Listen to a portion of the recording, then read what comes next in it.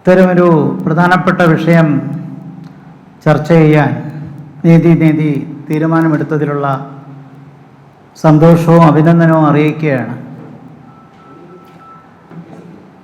ഒരു കാലത്ത് കേരളത്തിൽ പൊളിറ്റിക്കൽ സയൻസ് എന്ന വിഷയത്തിന് വലിയ പ്രാധാന്യമൊന്നും ഉണ്ടായിരുന്നില്ല. തൊഴിലവസരങ്ങൾ കുറവായത് കൊണ്ടായിരിക്കാം, പൊതുവെ മറ്റ് സാമൂഹ്യശാസ്ത്ര വിഷയങ്ങൾ പഠിക്കുന്നത് പോലെ പൊളിറ്റിക്കൽ സയൻസ് വിഷയത്തിലേക്ക് വലിയൊരു വളർച്ച അക്കാലത്തുണ്ടായിരുന്നില്ല. ആ സമയത്തൊക്കെയാണ് ഞങ്ങളെപ്പോലുള്ളവർ റിസർച്ചിനും മറ്റും മുന്നോട്ട് വരികയും അധ്യാപനം തൊഴിലായി സ്വീകരിക്കുകയൊക്കെ ചെയ്തത്. പക്ഷേ പിൽക്കാലത്ത് വലിയ മാറ്റങ്ങളുണ്ടായി. അതൊരു നല്ല ലക്ഷണമായിട്ട് തോന്നുന്നു. NCERTയുടെ ഗ്രന്ഥങ്ങളിലാണെങ്കിലും അതോടൊപ്പം സംസ്ഥാന ഗവൺമെൻറ്റിൻ്റെ സ്കൂൾ സിലബസിലായാലുമൊക്കെ വലിയ പ്രാധാന്യം പൗരബോധത്തിന് നൽകുന്നു എന്നുള്ളത് ഞങ്ങൾക്ക് വളരെ സന്തോഷം നൽകുന്നൊരു കാര്യമാണ്.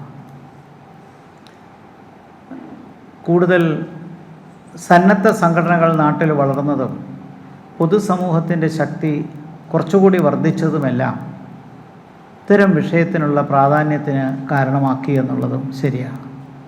ഞാൻ കാര്യവട്ടത്ത് 32 വർഷം സേവനം അനുഷ്ഠിച്ചിട്ടുണ്ട്. അതുകൊണ്ട് തന്നെ ഈ വളർച്ചയുടെ മാറ്റം നന്നായിട്ട് എനിക്കറിയാം.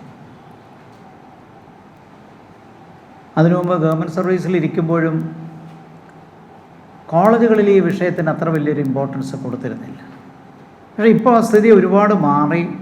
ഇന്നിപ്പോൾ അന്തർദേശീയ ബന്ധങ്ങൾ ഉൾപ്പെടെയുള്ള കാര്യങ്ങൾക്ക് സജീവമായ സാന്നിധ്യം പൊളിറ്റിക്കൽ സയൻസ് അധ്യാപകർക്ക് കിട്ടുന്നുണ്ട്.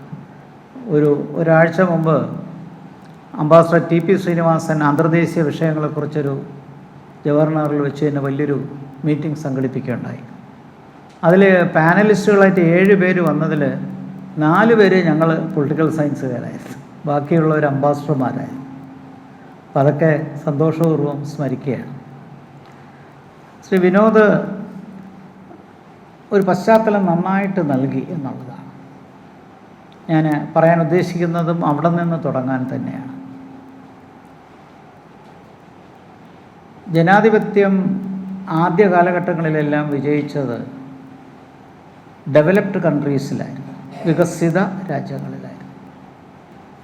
വികസ്വര രാജ്യങ്ങളിലേക്ക് ജനാധിപത്യം വന്നപ്പോൾ ഇതിവിടെ പ്രവർത്തിക്കത്തില്ല എന്നും അമ്പേ പരാജയമാകുമെന്നും അതിന് പ്രധാന കാരണങ്ങൾ എന്ന് പറയാവുന്നത് പട്ടിണിയും നിരക്ഷരതയുമൊക്കെയാണ്. അതുകൊണ്ട് തന്നെ ജനാധിപത്യം പൂവർ കൺട്രീസിൽ, ദരിദ്ര രാജ്യങ്ങളിൽ ഒരിക്കലും വിജയിക്കില്ല എന്ന് വലിയ വലിയ ആൾക്കാർ, വിൻസ്റ്റൺ ചർച്ചിൽ മാത്രമല്ല, അമേരിക്കൻ അംബാസഡറായിരുന്ന ഗാൽബ്രേത്ത് ഒക്കെ പറഞ്ഞത് India is A functioning anarchy എന്നാണ്. 60കളിലാണ് പറഞ്ഞത്. അപ്പം അങ്ങനെ വലിയ വിമർശനം നമുക്ക് നേരിട്ടിരുന്നു. നമ്മളോടൊപ്പം ആ ചുറ്റുപാടിലൊക്കെ വന്ന് ജനിച്ച പല രാജ്യങ്ങളും പിൽക്കാലത്ത് ചിതറിപ്പോയി. പാകിസ്ഥാനും ബംഗ്ലാദേശൊക്കെ നമ്മുടെ മുമ്പിലുണ്ട്. പട്ടാള ഭരണത്തിൽ അമർന്നുപോയി. ചെറിയ ചെറിയ രാജ്യങ്ങളായി ഡിസിൻറ്റഗ്രേറ്റ് ചെയ്തിട്ടുണ്ട്. അവിടെ എല്ലാം മറ്റ് ലോകത്തിനെ എല്ലാം അത്ഭുതപ്പെടുത്തിക്കൊണ്ട് നിൽക്കുന്ന ഒരു ജനാധിപത്യ രാജ്യമായി നമ്മൾ മാറി എന്ന് മാത്രമല്ല, പഴയ കാലത്തെ പോലെ വെളിയിൽ നിന്ന് വരുന്ന ഇറക്കുമതി ധാന്യങ്ങൾ കാത്തു നിൽക്കുന്ന ഒരു സംസ്കാരം, from ship to mouth existence എന്നാണ് അന്ന് പറഞ്ഞത്. From ship to mouth existence അത് മാറി നമ്മൾ ഇന്ന് ഫുഡ് ഗ്രെയിൻസ് വരെ മറ്റ് രാജ്യങ്ങളിലേക്ക് എക്സ്പോർട്ട് ചെയ്യുന്നു. സാമ്പത്തികമായിട്ട് ഇന്ന് ലോകത്തിലെ ഏറ്റവും വേഗതയേറിയ രാജ്യമായി മാറി, 4ാമത്തെ സാമ്പത്തിക ശക്തിയായി. എന്നിരിക്കലും ഇനിയും ഒരുപാട് മുന്നേറാനുണ്ട്. പ്രത്യേകിച്ച് ഇത്രയും വലിയ 146 കോടി ജനങ്ങൾ ഈ ജനസാന്ദ്രതയെ എല്ലാ അർത്ഥത്തിലും എംപവർ ചെയ്യുമ്പോൾ, ശാക്തീകരിക്കുമ്പോൾ മാത്രമേ ജനാധിപത്യം അതിൻ്റെ പൂർണ്ണ വിജയത്തിലെത്തുകയുള്ളൂ. കഴിഞ്ഞ 10-15 വർഷത്തിനിടയ്ക്ക് നമുക്ക് വലിയ പുരോഗതി, അത്ഭുതപ്പെടുത്തുന്ന പുരോഗതി ഉണ്ടായിട്ടുണ്ട്. ഇപ്പോൾ ജനാധിപത്യം അന്നത്തെ കാലത്ത് ഞാൻ 75-ലാണ് അധ്യാപകനാവാൻ തുടങ്ങിയത്. അതിനു മുമ്പ് പൊളിറ്റിക്കൽ സയൻസ് പോസ്റ്റ് ഗ്രാജുവേഷൻ കഴിഞ്ഞ് റിസർച്ചിലിരിക്കുമ്പോഴാണ്. അപ്പോൾ അതുകൊണ്ട് ഇന്ത്യയുടെ ഒരു പശ്ചാത്തലം ഒരു നിരീക്ഷകൻ എന്നുള്ള നിലയിൽ ചെറുപ്പത്തിലെ 24 വയസ്സ് തൊട്ടേ കാണാൻ തുടങ്ങിയത് കൊണ്ട് വാസ്തവത്തിൽ നമുക്ക് അഭിമാനിക്കാവുന്ന ഒരുപാട് മേഖലകളുണ്ട്. അന്ന് നമ്മളെ നിരസിച്ച ആൾക്കാരെ എല്ലാം അത്ഭുതപ്പെടുത്തിക്കൊണ്ടാണ് നമ്മുടെ സ്ഥാപനങ്ങളും വളർന്നത്, ഭരണഘടനാ സ്ഥാപനങ്ങളും വളർന്നത്, ജനാധിപത്യത്തിൻ്റെ പ്രധാനപ്പെട്ട ഘടകങ്ങളും ഉയർന്നു വന്നത്. നമ്മളെ രാജ്യത്തെ ഇലക്ടറൽ ഡെമോക്രസി എന്നാണ് പണ്ഡിതന്മാർ വിശേഷിപ്പിച്ചത്. ഇപ്പോൾ 3 തരത്തിൽ വിശാലമായി ജനാധിപത്യത്തെ ക്ലാസിഫൈ ചെയ്താൽ സബ്സ്റ്റാൻറ്റീവ് ഡെമോക്രസി, ഇലക്ടറൽ ഡെമോക്രസി, പിന്നെ ഏറ്റവും താഴെ തട്ടിൽ പ്രവർത്തിക്കുന്ന ട്രിവിയൽ ഡെമോക്രസീസ്, നാമമാത്രമായ നെയിം സേക്കുകൾ. അപ്പം നമ്മളൊരു സബ്സ്റ്റാൻറ്റീവ് ആയിട്ടില്ല, ഇലക്ടറൽ ആണെന്ന് ലോകത്തെ പൊതുവെ എല്ലാ രാജ്യങ്ങളും അംഗീകരിച്ചിട്ടുണ്ട്. അത് സമീപകാലത്താണ് ഈ അംഗീകാരം കിട്ടിയതെന്ന് നമ്മൾ ഓർക്കണം. ഒരു 1991 ശേഷമാണ്, എന്നാലും അപ്പോഴും കിട്ടിയിട്ടില്ല. എനിക്ക് നേരിട്ട് അനുഭവമുള്ളത് 96 അമേരിക്കയിലെ സംസ്ഥാന നിയമസഭകളുടെ ഒരു ഹെഡ് ക്വാർട്ടേഴ്സ് ഉണ്ട് ഡെൻവറിൽ, കൊളറാഡോ സംസ്ഥാനത്ത്. അപ്പോൾ അവിടെ ഞങ്ങളൊരു ഫെഡറലിസത്തിൻ്റെ ഒരു ട്രെയിനിങ് പ്രോഗ്രാം 2 മാസത്തെ ഉണ്ടായിരുന്നു. അപ്പോൾ ഇന്ത്യയെ റെപ്രസെൻ്റ് ചെയ്ത് ഞാനാണ് പോയത്. പാകിസ്ഥാൻ, ചൈന, ഇങ്ങനെ തുടങ്ങിയ ഒരുപാട് ഡെവലപ്പിംഗ് കൺട്രീസിലെ രാജ്യങ്ങളുണ്ടായിരുന്നു. അപ്പോൾ അതിൽ ഇൻട്രൊഡക്ടറി മീറ്റിങ്ങിൽ തന്നെ അതിലെ പ്രധാനപ്പെട്ട നമ്മുടെ നിയമസഭയുടെ സെക്രട്ടറി ജനറൽ എന്നൊക്കെ പറയുന്ന പോലെ ആ സ്റ്റാറ്റസിലുള്ള ഒരു ഡയറക്ടർ വന്ന് അന്നത്തെ പവർ പോയിൻ്റ് എന്നുള്ള ഓവർ ഹെഡ് പ്രൊജക്ടറിൽ കൂടി അവതരിപ്പിക്കുകയാണ്. അന്ന് പവർ പോയിൻ്റ് ആയില്ല. ലോകത്തുള്ള വിശാലമായ ജനാധിപത്യങ്ങളെക്കുറിച്ചൊരു അവതരണമാണെന്ന്. ഇപ്പോൾ മറ്റ് രാജ്യങ്ങളിൽ നിന്ന് വന്നിരിക്കുമ്പോൾ ഞാൻ വളരെ സന്തോഷത്തിൽ ഇപ്പോൾ നമ്മളെക്കുറിച്ച് ഒരുപാട് കാര്യം പറയുമെന്നൊക്കെ പ്രതീക്ഷിച്ചു.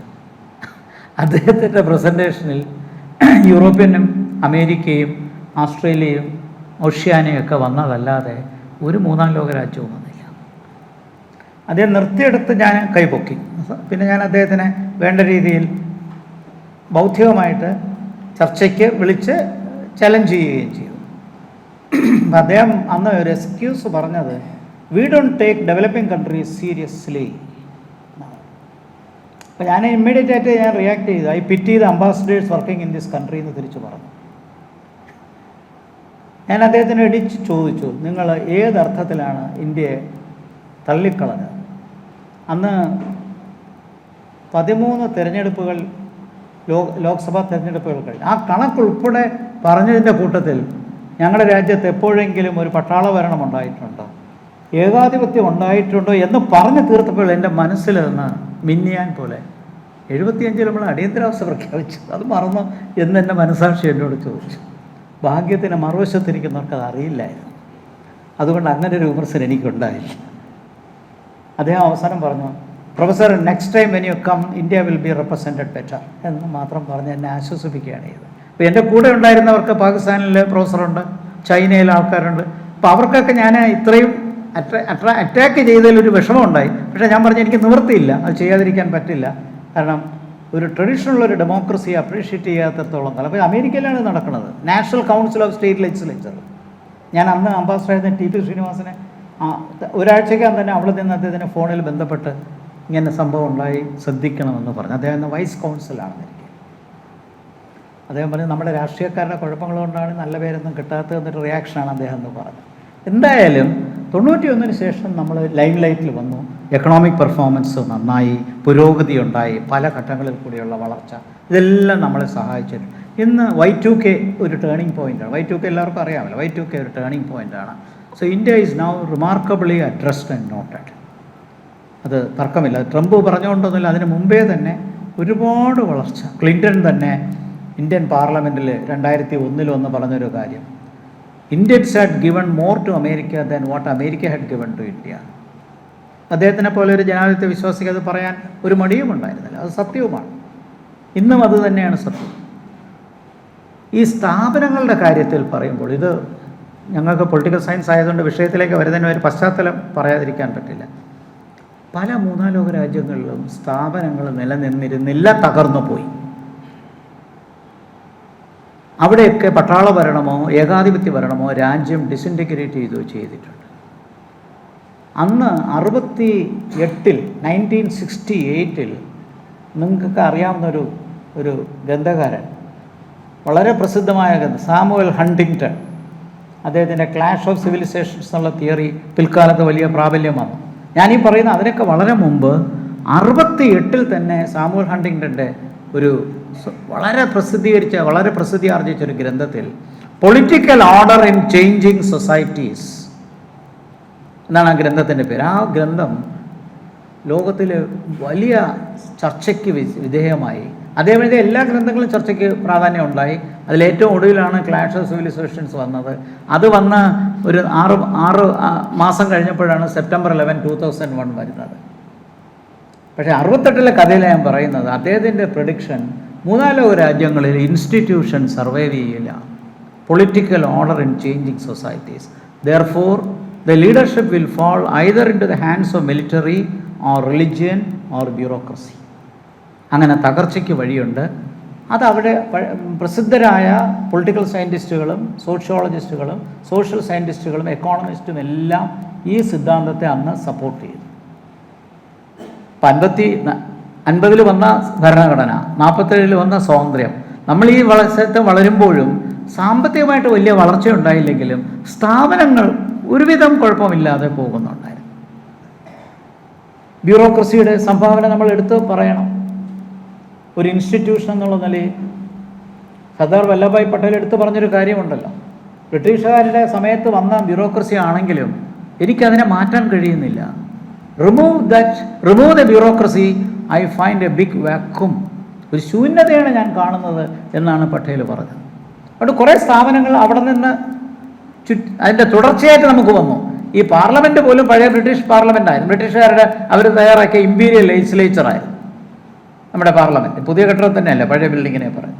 അപ്പോൾ പിന്നെ ചെറിയ ലെവലിൽ ഇലക്ഷനും ഒക്കെ നടന്നിട്ടുണ്ട്. 35 തിരഞ്ഞെടുപ്പ് നടന്നു, 46 നടന്നു. അപ്പോൾ ഇങ്ങനെ വന്ന ഈ മാറ്റങ്ങളെല്ലാം പിന്നീട് സ്വാതന്ത്ര്യം കിട്ടിയപ്പോൾ നമ്മളിതിനെ ഒരുവിധം സ്റ്റെബിലൈസ് ചെയ്യാൻ ശ്രമിച്ചു. പട്ടിണി എടുക്കുന്ന ആൾക്കാർക്ക് എങ്ങനെയാണ് ഈ സ്ഥാപനങ്ങളിൽ വിശ്വാസം വരുന്നത്? ആ പശ്ചാത്തലം അതുപോലും നമുക്ക് ഈ സമയത്ത് ആലോചിക്കേണ്ട കാര്യമാണ്. അപ്പോൾ സ്വാഭാവികമായിട്ടും നമ്മുടെ രാഷ്ട്രീയ കക്ഷികളും ഇതിൻ്റെ ഒരു പ്രോഡക്റ്റാണ്.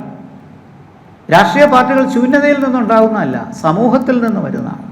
സമൂഹം നല്ലതല്ലെങ്കിൽ പാർട്ടികളും നല്ലതല്ല.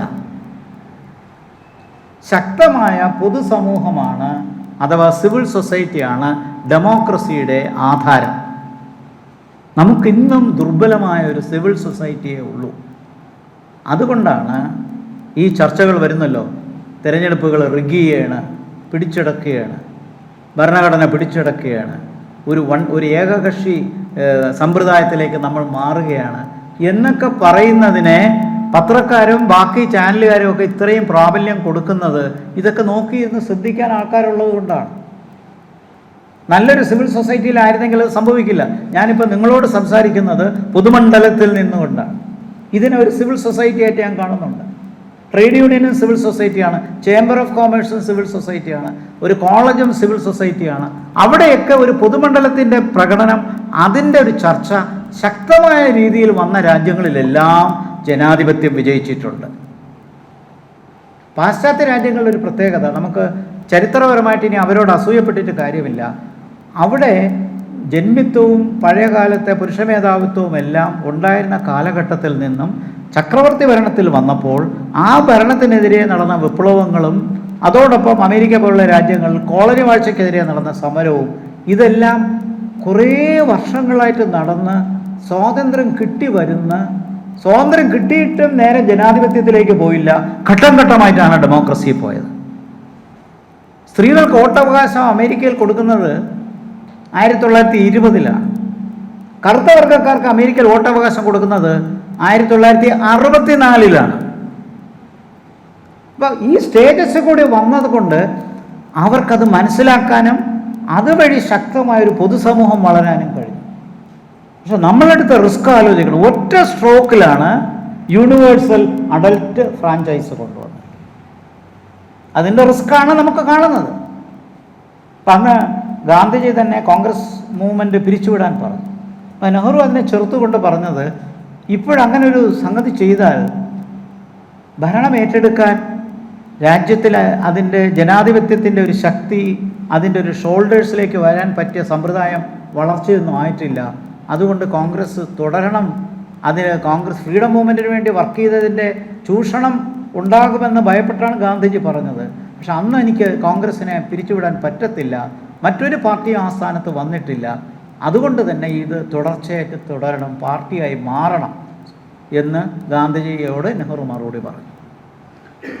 എന്തായാലും നമ്മുടെ ഭരണഘടന നിലവിൽ വന്നു. ഇന്ന് വരെ 106 ഭേദഗതികളുണ്ടായി. 130 എന്നുള്ളത് ബില്ലിൻ്റെ നമ്പറാണ്. ഇത് പാസ്സാകുമ്പോൾ 107 മാറും. ഇപ്പോൾ ബില്ലും ആക്റ്റും തമ്മിലുള്ള വ്യത്യാസമാണ്. 106 ഭരണഘടനാ ആക്റ്റുകളുണ്ട്.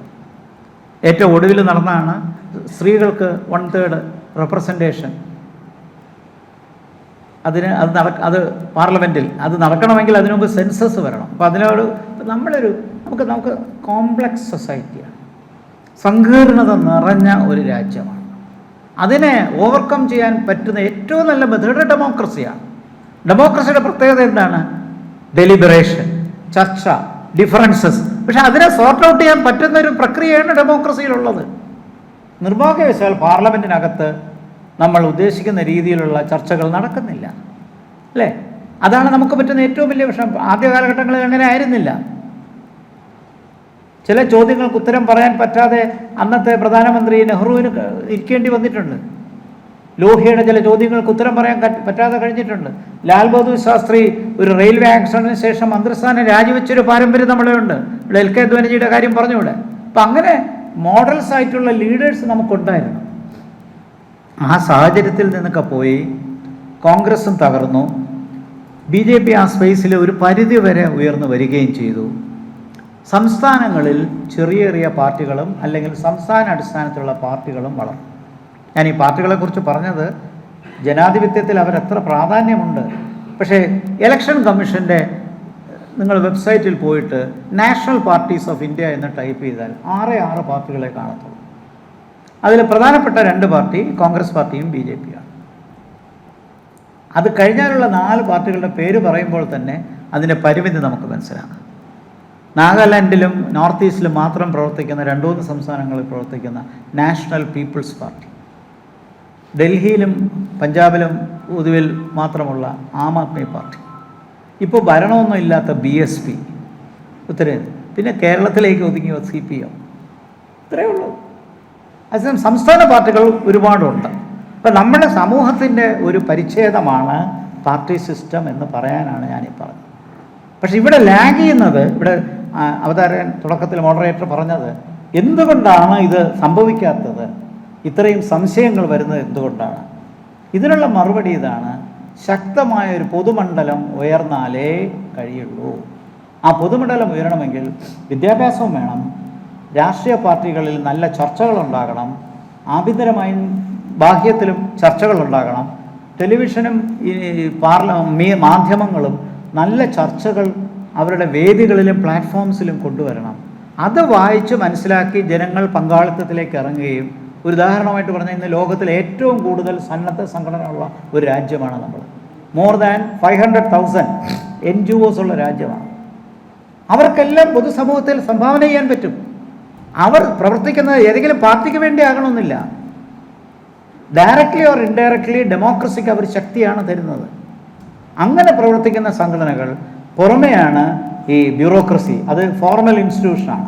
കോൺസ്റ്റിറ്റ്യൂഷണൽ ഇൻസ്റ്റിറ്റ്യൂഷൻ എന്ന് പറയുമ്പോൾ പാർലമെൻറ്റ്, സംസ്ഥാനങ്ങളിൽ ലെജിസ്ലേച്ചർ, എക്സിക്യൂട്ടീവ് ക്യാബിനറ്റ് അല്ലെങ്കിൽ കൗൺസിൽ ഓഫ് മിനിസ്റ്റേഴ്സ് കേന്ദ്രത്തിലുമുണ്ട്, സംസ്ഥാനത്തിലുമുണ്ട്, ജുഡീഷ്യറി സുപ്രീം കോർട്ട്, സംസ്ഥാനങ്ങളിൽ ഹൈക്കോർട്ടും താഴെയുള്ള ബോഡീസ്. ബ്യൂറോക്രസി മറ്റൊരു ഇൻസ്റ്റിറ്റ്യൂഷൻ. ഇനിയൊരു ഇൻസ്റ്റിറ്റ്യൂഷൻ ഉണ്ട്, മിലിറ്ററി. ഏറ്റവും ഭാഗ്യവശാൽ നമ്മൾ രാഷ്ട്രീയത്തിൽ നിന്ന് അങ്ങേയറ്റം മാറ്റി നിർത്തിയിരിക്കുന്ന ഒരു സ്ഥാപനമാണ് മിലിറ്ററി. മിലിറ്ററി വളരെ അപ്പൊളിറ്റിക്കലാണ്, അങ്ങനെ വേണം നിർത്താൻ. പിന്നെ പഴയ കാലത്ത് ഈ പോലീസ് വെരിഫിക്കേഷൻ ഉണ്ടായിരുന്ന കാലഘട്ടം ഓർമ്മയുണ്ടാവും അല്ലേ? അത് ഓർക്കുന്നുണ്ടോ? അന്ന് സർക്കാർ ജോലി കിട്ടണമെങ്കിൽ തന്നെയും കേന്ദ്ര ഗവൺമെൻറ് ജോലിയാണെങ്കിൽ പോലീസ് വെരിഫിക്കേഷൻ കൂടുതലാണ്. ഞാൻ ഓർക്കുന്നൊരു രംഗം, ഞാൻ 74 കോളേജ് അധ്യാപകനാവുന്നതിന് തൊട്ട് മുമ്പ് പല ജോലിക്കും പരിശ്രമിച്ചതിൻ്റെ കൂട്ടത്തിൽ സക്സസ് ആയ ഒരു ജോലി കിട്ടി. പക്ഷേ ഞാൻ ജോയിൻ ചെയ്തില്ല. ആർമി എഡ്യൂക്കേഷൻ കോർപ്സിൽ പെർമനൻറ്റ് കമ്മീഷൻ കിട്ടിയായിരുന്നു, AEC. അന്ന് ഞങ്ങൾ അത് കഴിഞ്ഞ് മെഡിക്കൽ ടെസ്റ്റിന് അവിടെ നിൽക്കുന്ന സമയത്ത് എൻ്റെ മുമ്പിൽ കുറേ പേപ്പറുകൾ കൊണ്ടുവന്നു. എൻ്റെ കൂടെ സെലക്ട് ചെയ്ത ബാക്കി 2 പേർക്ക് 2 പേജേ ഉണ്ടായിരുന്നു. ഞാൻ ചോദിച്ചു, എനിക്കെന്തിനാ ഇത്രയും പേപ്പർ എന്ന് ചോദിച്ചപ്പോൾ, ഇത് കേരളത്തിൽ നിന്ന് വന്ന ആളല്ലേ, പൂർണ്ണമായിട്ടും കമ്മ്യൂണിസ്റ്റുകളാണ്, അതുകൊണ്ട് എല്ലാ കാര്യങ്ങളും നന്നായിട്ട് അന്വേഷിച്ചാലേ പറ്റുള്ളൂ.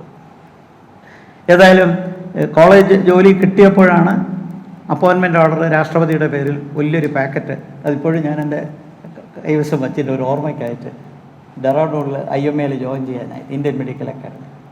മിലിറ്ററി അപ്പൊളിറ്റിക്കലാണ്, അതങ്ങനെ തന്നെ. അതുപോലെ നമ്മുടെ ശാസ്ത്രവേദികളും സ്ഥാപനങ്ങളും അപ്പൊളിറ്റിക്കലാകണം. ഇപ്പോൾ യൂണിവേഴ്സിറ്റികളുടെയൊക്കെ സ്ഥിതി പോകുന്നത് കാണുമ്പോൾ വലിയ ദുഃഖം തോന്നുന്നുണ്ട്. മറ്റെല്ലാ സ്ഥാപനങ്ങളെ പോലെ ഹൈലി പൊളിറ്റിസൈസ്ഡ് ആയിപ്പോൾ. അങ്ങനെയുള്ള പാർട്ടി പൊളിറ്റിസൈസേഷൻ അപകടമാണ്. കംപ്ലീറ്റ് ആയിട്ട് ഒരു അരാഷ്ട്രീയ വ്യവസ്ഥയിൽ നമുക്ക് ജീവിക്കാൻ പറ്റില്ല, അല്ലേ? There is nothing apolitical, everything is political. പക്ഷേ എല്ലാ പൊളിറ്റിക്സും പാർട്ടി പൊളിറ്റിക്സ് അല്ല. ഇപ്പോൾ സ്ഥാപനങ്ങളെ കക്ഷി രാഷ്ട്രീയത്തിൽ നിന്ന് മോചിപ്പിച്ച് അതിൻ്റെ ഇൻസ്റ്റിറ്റ്യൂഷണൽ സ്ട്രെങ്തിൽ പ്രവർത്തിച്ചാൽ പ്രശ്നമൊന്നുമില്ല. അത് പ്രവർത്തിക്കുന്നതിനുള്ള കുറവാണ്. ഞാൻ വിഷയത്തിലേക്ക് വരുന്നു നേരിട്ട്. 130-ാം ഭരണഘടനാ ഭേദഗതി കൊണ്ടുവരാൻ നിർബന്ധിതമായത്. ജാർഖണ്ഡ് മുക്തി മോർച്ചയുടെ ഹേമന്ത് സോറൻ മാസങ്ങളോളം ജയിലിൽ കിടന്നുകൊണ്ട് ജാർഖണ്ഡിലെ മുഖ്യമന്ത്രിയായി. അതുപോലെയാണ് ആം ആദ്മി പാർട്ടിയുടെ അരവിന്ദ് കെജ്രിവാൾ.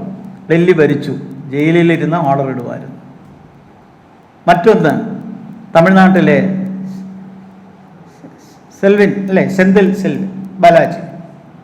സെന്തിൽ ബാലാജി.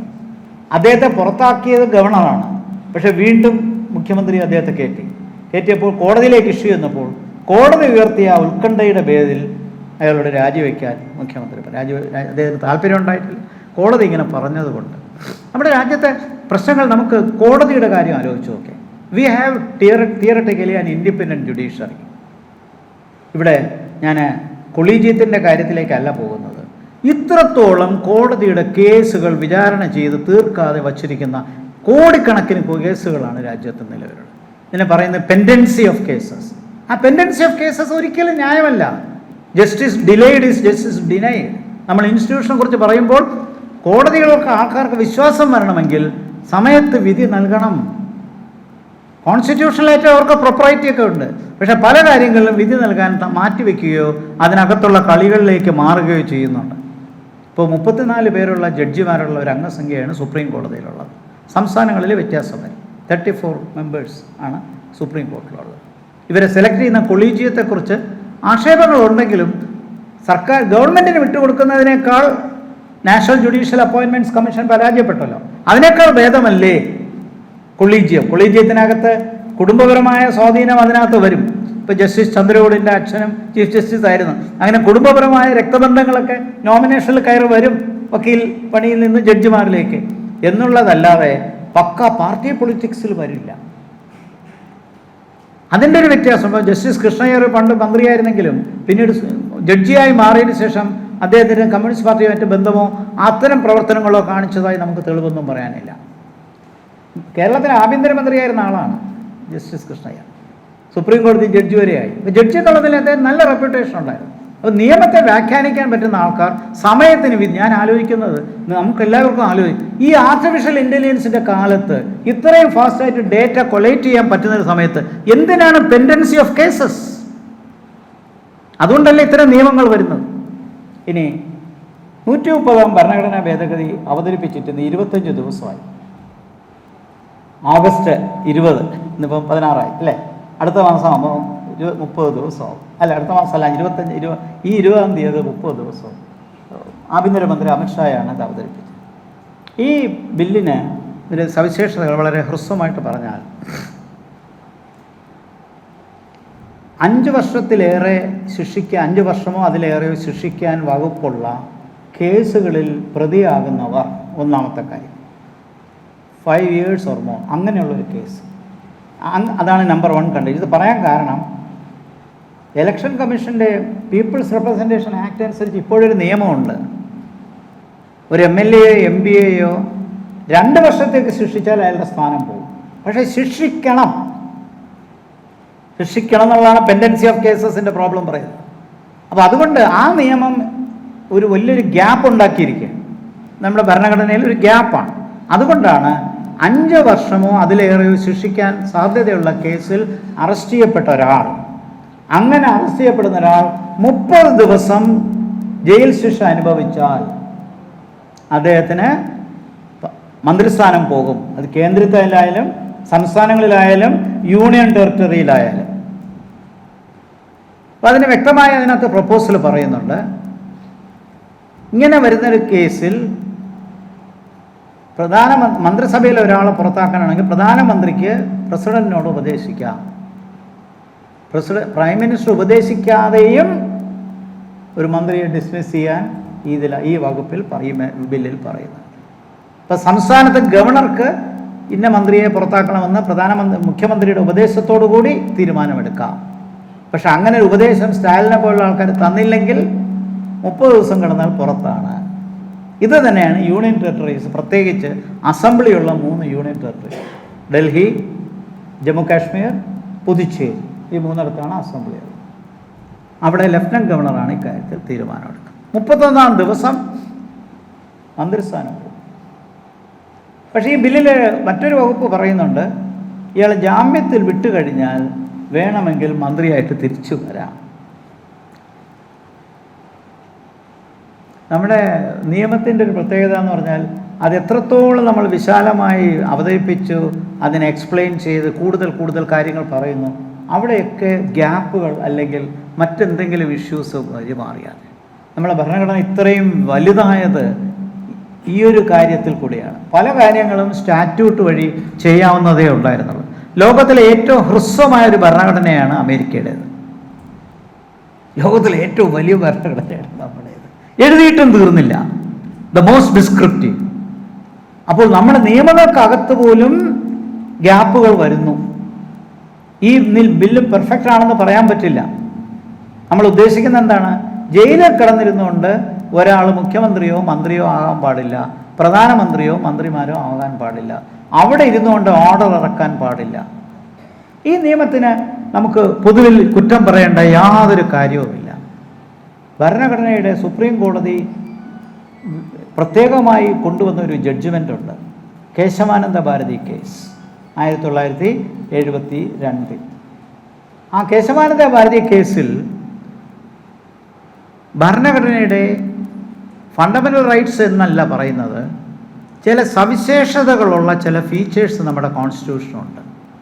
ആ ബേസിക് ഫീച്ചേഴ്സിനെ ഡിസ്ട്രോയ് ചെയ്യുന്ന ഏതൊരു കാര്യവും പാർലമെൻറ്റ് കൊണ്ടുവന്നാൽ, എക്സിക്യൂട്ടീവ് കൊണ്ടുവന്നാൽ, the judiciary can with a stroke of a pen can declare it as unconstitutional. വളരെ ലാൻഡ്മാർക്കിംഗ് ജഡ്ജ്മെൻ്റാണ്. ആ പറഞ്ഞിരിക്കുന്ന പ്രധാനപ്പെട്ട സവിശേഷതകളിൽ ഒന്നാണ് നിയമവാഴ്ച, റൂൾ ഓഫ് ലോ. അതുകൊണ്ട് ഈ നിയമത്തെ നമുക്ക് പിന്തുണയ്ക്കാം. കാരണം നിയമവാഴ്ച പ്രധാനമല്ലേ. ഒരു ക്രിമിനൽ കുറ്റത്തിന് ജയിലിൽ അറസ്റ്റിലായി ജയിലിൽ കിടക്കുന്ന ഒരാൾ അവിടെ നിന്ന് ഭരിക്കുന്നത് ഒരു രാജ്യത്തിന് ഭൂഷണമുള്ള കാര്യമല്ല. നിയമനിഷേധത്വമാണ് ആ കാണിക്കുന്നത്. ഇല്ലെങ്കിൽ തന്നെ രാഷ്ട്രീയത്തിനകത്ത് ക്രിമിനാലിറ്റി ഒരുപാടുണ്ട്. ക്രൈം ആൻഡ് പൊളിറ്റിക്സ് വളരെയധികമുണ്ട്. അതാണ് ഈ പോലീസിൻ്റെയൊക്കെ പ്രശ്നങ്ങൾ വരുമ്പോൾ നമുക്ക് കാണാവുന്ന കാര്യം. അപ്പോൾ ഇത്തരം സാഹചര്യങ്ങൾ നിലനിൽക്കുമ്പോൾ ഈ ബില്ല് അമിത്ഷാ അവതരിപ്പിച്ച് ചർച്ച വന്നു, മാധ്യമങ്ങളിൽ വിമർശനം വന്നു. ഇത് പ്രതിപക്ഷ കക്ഷികളെ ആക്ഷേപിക്കാനും അവരെ ജയിലിലാണ് എന്നുള്ള രീതിയിലാണ് ഇതിൻ്റെ ഏറ്റവും വലിയ വിമർശനം. തിരിച്ച് നമുക്ക് മനസ്സിലാക്കേണ്ടത് ഒരു ഭരണഘടനയുടെ ധാർമ്മികത, കോൺസ്റ്റിറ്റ്യൂഷണൽ മൊറാലിറ്റി, അതിനെ അടിസ്ഥാനപ്പെടുത്തിയാണ് നിയമം വന്നിരിക്കുന്നത്. ഞങ്ങൾ പൊളിറ്റിക്കൽ സയൻസിൽ പറയുന്ന കാര്യം കോൺസ്റ്റിറ്റ്യൂഷണലിസം എന്നാണ് പറയുന്നത്. കോൺസ്റ്റിറ്റ്യൂഷണലിസം എന്ന് പറയുന്നത് മലയാളത്തിൽ ഭരണഘടനാവാദം. സ്വാഭാവികമായി നിയമാനുസൃതമായി രാജ്യത്ത് നിയമങ്ങൾ വരികയും ഭേദഗതികൾ ഉണ്ടാവുകയും അത് വയലൻസിൽ കൂടി അല്ലാതെ പീസ്ഫുള്ളായിട്ട് വരുന്ന മാറ്റങ്ങൾ അത് രാജ്യത്തിന് സാമൂഹികവും സാമ്പത്തികവുമായ പുരോഗതിക്ക് ഉതകുന്ന കാര്യങ്ങൾ ചെയ്യുന്നതിനെ പിന്തുണയ്ക്കുന്ന ഒരു സംസ്കാരത്തെയാണ് കോൺസ്റ്റിറ്റ്യൂഷണലിസം എന്നതുകൊണ്ട് ഉദ്ദേശിക്കുന്നത്. അപ്പോൾ അതിനെ ഉയർത്തിപ്പെടുത്താൻ പഠിക്കുന്നത് തന്നെയാണ്. ഇപ്പോൾ നാളെ BJP-യിൽ ആരെങ്കിലും ആണ് ഇത് തെറ്റ് ചെയ്താൽ, ഇതുപോലെ അറസ്റ്റ് ചെയ്താൽ തീർച്ചയായിട്ടും മന്ത്രിസ്ഥാനം പോകും. പക്ഷേ ഇപ്പോഴും ഒരു ഗ്യാപ്പുണ്ട്. 30 ദിവസം കഴിഞ്ഞാൽ ജാമ്യം കിട്ടിയാലേക്ക് തിരിച്ച് മന്ത്രിയായിട്ട് വരാം. കോടതിയുടെ വിധി, അവിടെയാണ് ഞാൻ തുടക്കത്തിൽ പറഞ്ഞ പെൻഡൻസി ഓഫ് കേസ്. ഏത് കാലത്താണ് കോടതി വിധി തരണത്? ഏത് സമയത്ത് അതാണ് നമ്മുടെ പ്രശ്നം. തിരിച്ച് നമ്മൾ ജഡ്ജിമാരോട് ചോദിക്കാനുള്ളത്, ഈ ആർട്ടിഫിഷ്യൽ ഇൻ്റലിജൻസ് ഉൾപ്പെടെ ടെക്നോളജി ഇത്രയും വളർന്നൊരു കാലത്ത് ഒരു തീരുമാനമെടുക്കാൻ നിങ്ങൾ എന്തിന് ഇത്രയും വൈകുന്നു? അമേരിക്കയിൽ അന്നും ഇന്നും 9 ജഡ്ജിമാരേ ഉള്ളൂ. കേട്ടിട്ടുണ്ടോ അവിടുത്തെ പെൻഡൻസിയെക്കുറിച്ച്? ഞാൻ അമേരിക്കയിലെ സുപ്രീം കോടതിയിലൊക്കെ പോയിട്ടുണ്ട്, വൈറ്റ് ഹൗസിലും പോയിട്ടുണ്ട്, മിക്കവാറും എല്ലാ സ്ഥാപനങ്ങളും കണ്ടിട്ടുണ്ട്. അവിടെ അവർ ഡിലേ ചെയ്യുന്നില്ലല്ലോ. അപ്പോൾ ഡെവലപ്ഡ് കൺട്രീസിൻ്റെ ഒരു പ്രത്യേകത, നിയമവാഴ്ച ശക്തമാണ്. നമ്മുടെ നിയമവാഴ്ച ശക്തമല്ല. അതുകൊണ്ടാണ് ഇങ്ങനെ ഒരു ബില്ല് വരാൻ കാരണം. എന്നിട്ടും ആ ബില്ലിന് ഏകാധിപത്യ സ്വഭാവമാണെന്നാണ് പറയുന്നത്. ആക്ഷേപിക്കാം, വിമർശിക്കാം, ഇത് ഭരണകക്ഷി ചൂഷണം ചെയ്യുന്നു എന്ന് വേണമെങ്കിൽ പറയാം. അതങ്ങനെയാണെങ്കിൽ സംസ്ഥാനത്തിലെ ഭരണകക്ഷിക്കും ഇത് പ്രതിപക്ഷത്തിനെതിരെ ചെയ്യുന്നുണ്ടാവുമല്ലോ. അപ്പോൾ ആ ഒരു വിമർശനത്തെ നേരിടുന്നതോടൊപ്പം തന്നെ മറ്റൊരു വിമർശനം വരുന്നത്, ഇപ്പോൾ ഇ ഡിയും CBIയും ഇത് ദുരുപയോഗപ്പെടുത്തുമെന്നുള്ള ആക്ഷേപമാണ്. ഇക്കാര്യത്തിൽ ED-യെക്കുറിച്ച് പൊതുവിലൊരു ആക്ഷേപമുണ്ട്. ED കൊണ്ടുവന്ന കേസുകളിൽ ഒരു മേഖല ഒഴിച്ച് ബാക്കി എല്ലാം 10% താഴെ കൺവിക്ഷൻ ഉണ്ടായിട്ടുള്ളൂ. 64% കൺവിക്ഷൻ ഉണ്ടായത് ഒരു മേഖലയിലാണ്, മണി ലോണ്ടറിങ്.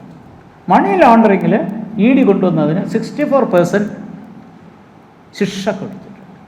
ബാക്കി ED കൊണ്ടുവന്ന് ഒന്നും ശിക്ഷിച്ചിട്ടില്ല. ഞാൻ പറയുന്നത്, നമുക്ക് നിയമവാഴ്ചയുടെ കാര്യം പറയുമ്പോൾ ED-യെയും CBIയെയും ഭരണകക്ഷികൾ ഒരിക്കലും രാഷ്ട്രീയ ഉദ്ദേശത്തിനായി ഉപയോഗിക്കരുത്. ഇത് സംസ്ഥാനങ്ങൾക്കും ബാധകമാണ്. നിയമവാഴ്ച എല്ലാവരും ഒരുപോലെ ആയിരിക്കണ്ടേ? ആ നിയമവാഴ്ചയുടെ പ്രാധാന്യം, ഇവരുടെ വിമർശനം വരുന്നത് അതുകൊണ്ടാണ് ഇത് പൊളിറ്റിക്കലി മിസ്യൂസ് ചെയ്യപ്പെടുമെന്നുള്ളതാണ്. പക്ഷേ ഗുഡ് ഗവേണൻസിന് ഇത്തരമൊരു നിയമം വന്നാലേ നടക്കുള്ളെങ്കിൽ നമുക്കത് കൊണ്ടുവന്നാലേ പറ്റത്തുള്ളൂ. ഇതിപ്പോൾ ജോയിൻറ്റ് പാർലമെൻ്ററി കമ്മിറ്റിയിൽ വിട്ടിട്ടുണ്ട്. JPC 31 അംഗങ്ങളാണ്, 21 പേര് പാർലമെൻറ്റിൽ ലോക്സഭയും 10 പേര് അപ്പർ ഹൗസ് രാജ്യസഭയിൽ നിന്നാണ്. അപ്പോൾ ഇവർ ചർച്ച ചെയ്തിട്ട് തിരിച്ച് പാർലമെൻറ്റിൽ വരുമ്പോൾ അത് ക്ലാസ് ബൈ ക്ലാസ് അവർ ചർച്ച ചെയ്ത് തന്നതിന് പാർലമെൻറ്റിലെ ബാക്കി മെമ്പേഴ്സിനെ ഉള്ള സമയം പോലെ ചർച്ച ചെയ്യാം, പിന്നീട് വോട്ടിനിട്ട് പാസ്സാക്കണം. ഇതിന് 2/3 ഭൂരിപക്ഷം വേണം. ആ സഭയിൽ വന്നിരിക്കുന്ന ആൾക്കാരുടെ ഭൂരിപക്ഷത്തിന് പുറമേ 2/3 മൊത്തം അംഗസംഖ്യയുടെ കേവല ഭൂരിപക്ഷവും വന്നിരിക്കുന്നവരുടെ 2/3 ഭൂരിപക്ഷവും ഓരോ സഭയിലും ഉണ്ടെങ്കിൽ പാസ്സാകും. അതിനുള്ള ശക്തി ഇന്ന് ഗവൺമെൻറ്റിനുണ്ട്. പക്ഷേ ഈ രാഷ്ട്രീയ വിമർശനം അതിനെ തള്ളാതിരിക്കുക, കാരണം രാഷ്ട്രീയപരമായി ശത്രുക്കളെ, എതിരാളികളെ ഉപയോഗിക്കുന്നു എന്നുള്ള ആക്ഷേപം അതല്ല എന്ന് കാണിച്ചു കൊടുക്കേണ്ടത് നിയമവാഴ്ചയുള്ളൊരു ഗവൺമെൻറ് ചുമതലയാണ്. അപ്പോൾ ഈ ബില്ല് പരിഗണനയിലാണ്. ഇത് പാസ്സാകുന്നുള്ളതിന് സംശയമില്ല. നമുക്ക് ജയിലിൽ കിടന്നുകൊണ്ട് നമ്മളെ ഭരിക്കുന്ന പ്രധാനമന്ത്രിയും മന്ത്രിമാരും മുഖ്യമന്ത്രിമാരും പാടില്ല. അടിയന്തരാവസ്ഥ സമയത്ത് ഇവിടെ ഇരിക്കുന്ന കുറച്ച് പേർക്കെങ്കിലും ഓർമ്മയുണ്ടാവും, 39ാം ഭരണഘടനാ ഭേദഗതിയിൽ അന്ന് സ്പീക്കറെയും പ്രധാനമന്ത്രിയെയും എല്ലാ കുറ്റങ്ങളിൽ നിന്നും ഒഴിവാക്കിയ ഒരു ഭേദഗതി കൊണ്ടുവന്നു. ഇത്തവണ അങ്ങനെയല്ല, പ്രധാനമന്ത്രിയും ഈ നിയമത്തിൻ്റെ കീഴിലാണ്. സമയം അതിക്രമിച്ചുകൊണ്ട് ഞാൻ ഇവിടെ തൽക്കാലം നിർത്തുകയാണ്. ചർച്ച വരുമ്പോൾ ബാക്കി കാര്യങ്ങൾ സംസാരിക്കാം.